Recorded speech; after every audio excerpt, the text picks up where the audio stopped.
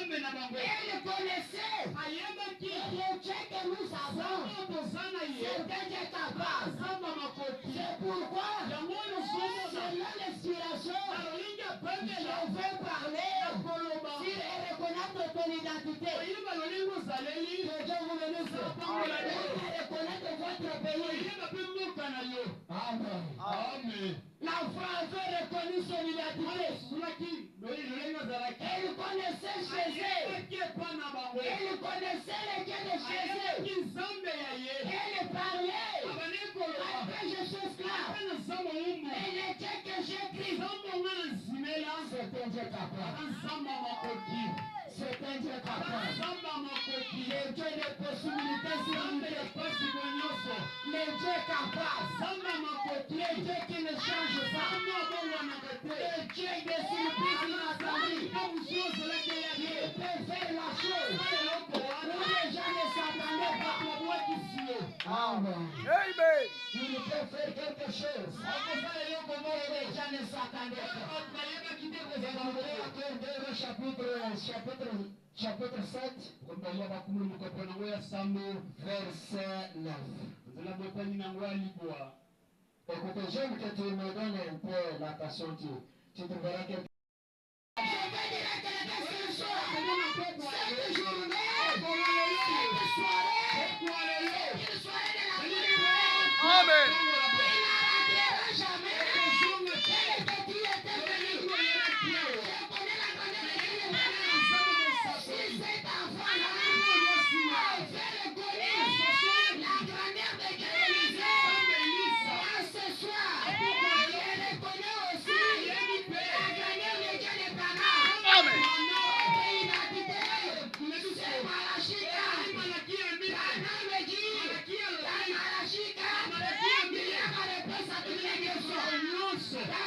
Amen. Il y a la guérison à toutes les maladies. Amen. Que Dieu te bénisse. Que Dieu vous bénisse. Amen. Nous agissons mal. Aujourd'hui, c'est une journée de la bonne nouvelle. Il dit, si nous gardons le silence, si nous attendons jusqu'à la lumière du matin, les sentiments nous attendront. Amen. Si tu vas oublier, tu es à côté de moi. Il n'y a pas personne. Si tu vas oublier ton problème, si tu connais la grandeur de celui que Dieu est Yahweh, tu ne peux pas douter de ton Dieu. Amen. Tu ne peux pas dire que ta maladie est grande. Amen. Amen. Si Soki Élisée Elisa avait envoyé Naaman pour aller se laver, peut-être Élisée avait volé le chiffre 7. Il avait volé le chiffre 7. Amen. Amen. C'était dans ce temps-là, il ne connaissait pas le chiffre 7. Mais il a dit à cette personne-là, allez se laver cette fois. Naaman me dit, avec ses projets, première fois, la maladie était là. Jusqu'au 6e fois, La maladie était là. il s'est fatigué. Il a dit, j'ai tout fait. C'est déjà 6. Mais la maladie est encore là. On lui a dit, exerce seulement le premier qui reste. Que Dieu vous bénisse. Alléluia. La maladie était partie. Amen. Et nous sommes les véritables héritiers du chiffre 7. Amen. Les héritiers du chiffre 7. Nous sommes les véritables héritiers du chiffre 7. Ah.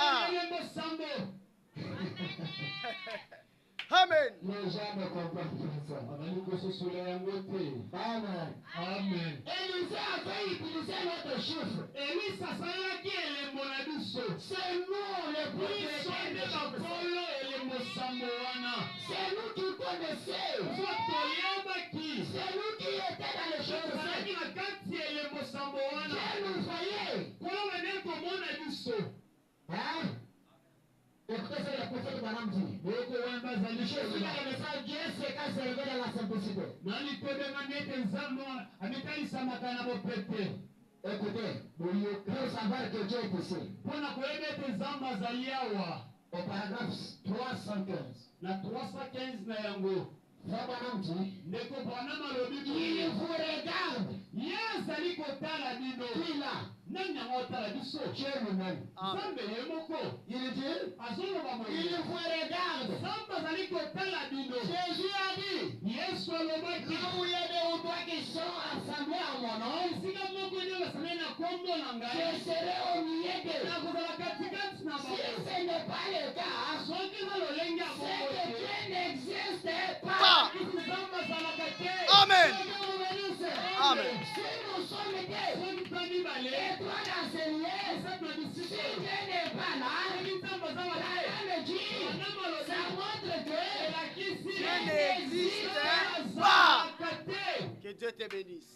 Amen. Amen. Si ce n'est pas le cas, c'est que Dieu n'existe pas.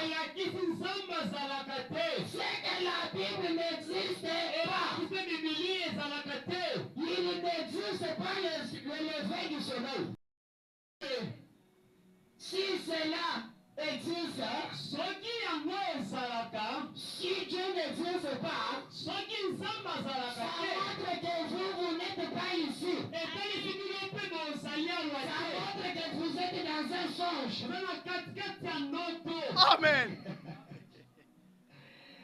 Si vous croyez que vous êtes ici, Frère Branham dit, Dieu est aussi ici. Mais si vous ne croyez pas comme ça montre que vous êtes dans un songe. Vous avez que le fait que je suis en réalité. Si tu es ici, Dieu est là aussi. Alors il dit, si c'est réellement c'est la vérité, si vous demandez quelque chose à mon nom, je le ferai. Il dit maintenant 120, 320. Eh bien, ça dépend de vous. Il est possible, mais ça dépend de vous. Donc tu n'as pas le droit de sortir avec la maladie. Amen. Tu n'as pas la possibilité de quitter avec ta maladie ici. Amen. Tu n'es pas appelé de retourner pauvre tel que tu étais venu. Le Dieu de Branham, c'est un Dieu qui guérit. C'est un homme qui guérit la maladie du corps. Il guérit la maladie de l'âme. Je vais dire quelque chose. Le même Dieu qui nous bénit avec le Saint-Esprit, il nous bénit encore avec de l'argent. La pauvreté, c'est une maladie. Moi, je crois comme ça. Si vous m'appelez le prédicateur de l'argent de base, le Dieu de Branham, c'est un Dieu qui venait aussi avec de l'argent. Je vais vous lire ça. Il dit, ça dépend de vous. Si vous croyez de tout votre cœur, la chose sera réglée dès maintenant. Il a trouvé ce que tu as besoin maintenant. Ça demande de croire seulement. Il dit, il trouvera la chose maintenant même. Et cette soirée restera inoubliable dans ta vie.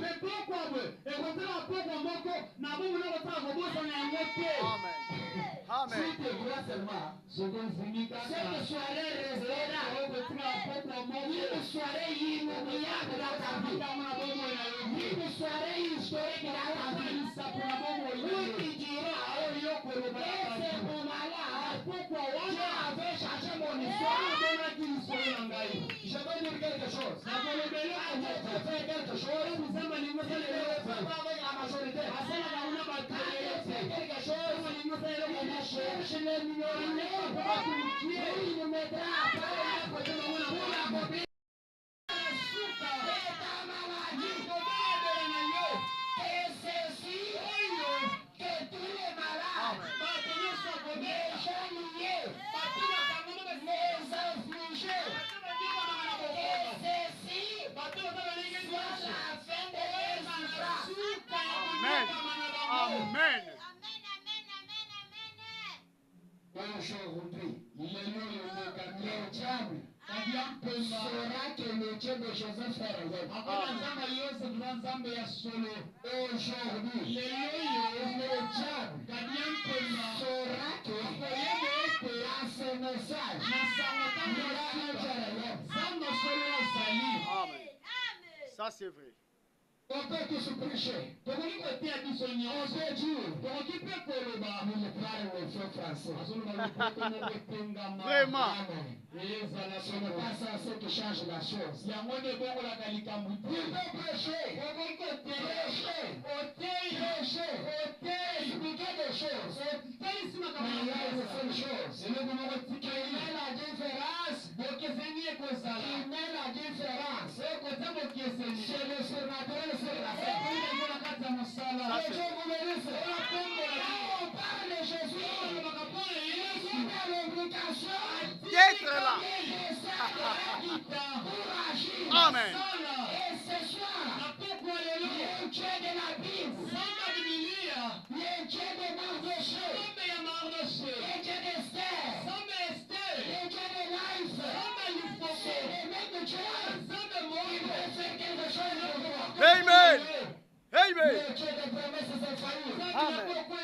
Donc je l'ai toujours appelé la pluie des Ça sans-abri. pouille. Amen. Amen. Le Dieu déjà rejeté. Le Dieu déjà abandonné. Amen. Là où ton père ne veut pas les suivre avec le Dieu de Balaam, là tu peux les suivre.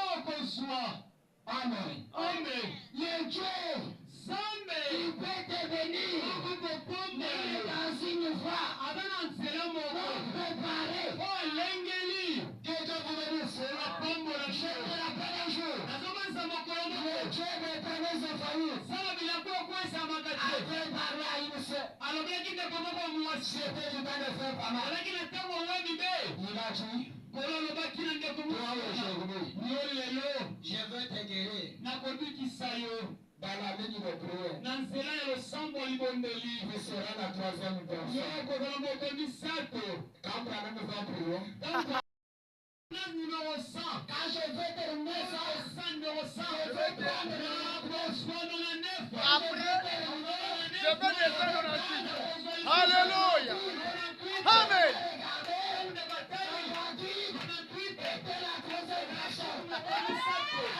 Alléluia.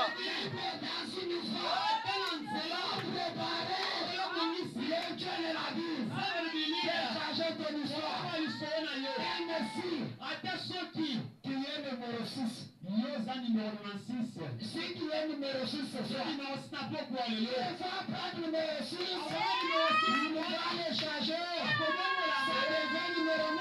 Amen. Amen. Ça c'est vrai. Amen. Aujourd'hui, le numéro 6, on va prendre le numéro là. Les tournées, c'est Amen. on va le tourner, même dans une processus, à tête sortira. La vérité. Ça c'est vrai. Amen. Je ne dis pas des choses. Ah, je sais de quoi je parle. Je sais de quoi je parle.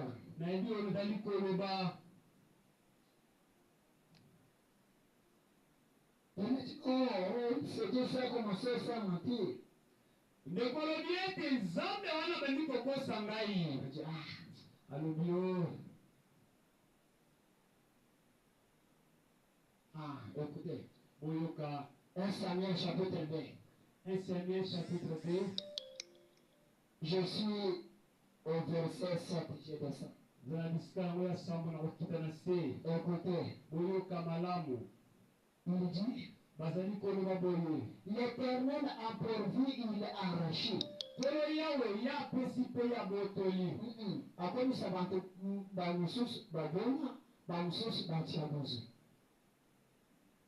Il dit, Alobi boye. l'Éternel a pourvu et il a arraché. Kolo yawe musuba bola musuba koki mpe kobotola. Il abaisse et il élève. Kolo yawe ayakitaka mpe atombolaka. Et la poussière, il retourne le pauvre. Azwaka na putula kitikili na se. Quelqu'un vous le dit, Ola pombola kilo. quelqu'un qui est pauvre, Otoza mobola. il n'a pas de l'argent. Ola zangi mosolo. Il est dans la poussière. Akata putulu. La Bible dit, Ili alobi ete. l'Éternel Dieu, Kolo yawe nzambe. le Dieu de la Bible, Nzambe ya Bibilia. il retire le pauvre. Azongisaka mabola. Il le parfume. Akombolaka mpe. Il le relève. Atombolaka. Un insigne Moto oyo na lolenge ya malamu te. pour le faire asseoir avec les grands. Mpona kofandisa na bato ya minene. Il leur donnait en partage un trône de gloire. Apesi ye kuno moto moko ya nkembo. Que Dieu vous bénisse. Ola pombola bino. Il me l'a sublime. Na pamba mpe na komonisa. Il peut être quelqu'un dans le Ola sang. bato na kati ya mabele. Personne est minimisé. Atata batoli La yo. personne est critiquée. Moto afingi yo. Critiquée par les gens. Batoli ye mpo ya C'est bato. la personne qui ne peut pas faire Ye quelque moto chose. wana mpona kotambwisa ye likambo. Même ce soir, Aza na pokuwa lelo. il a la capacité. Aza na makoki. Il a la capacité Aza na makoki. de te prendre là où tu Ya es. kozwa lisiko ozali. De changer ton Ya histoire. kobongola lisolo La seule bokayo. chose, Lokola moko. c'est de reconnaître Nde seulement. koyeba mpenza. Oh, je veux dire quelque chose. Nakoloba eloko moko. Quand on a fait prêche à Dora Michel Abednego, Ntango azwaki bashalai mesaki Abednego. le diable n'est pas intelligent. Zabola aza mpenza zoba. Amen. Amen. Le diable n'est pas intelligent. Zabola azangi mpenza mayele. Le roi dit, Mokonzi alobaki boye. Faites un peu consommer les faits cette fois. je veux que le Dieu de Baba fasse quelque chose dans la vie. Il n'entrera jamais. Celui que tu es devenu, le Dieu de Baba, c'est un Dieu réel. Oh, non. Je te rappelle, un jour, une femme qui ne croyait pas au Seigneur Jésus, qui ne croyait pas au Seigneur Jésus, qui ne croyait pas au miracle, qui ne croyait pas. Son enfant était là. L'enfant avait la foi en Jésus-Christ. Le Dieu de Branham a la capacité de se manifester devant un incrédule. Amen. Une personne qui n'a jamais vu des visions, Dieu de Branham peut l'amener à voir des visions, juste pour arrêter son inquiétude. Écoutez, je serai bref. Écoutez, je suis dans le message de l'amour divin et la grâce souveraine.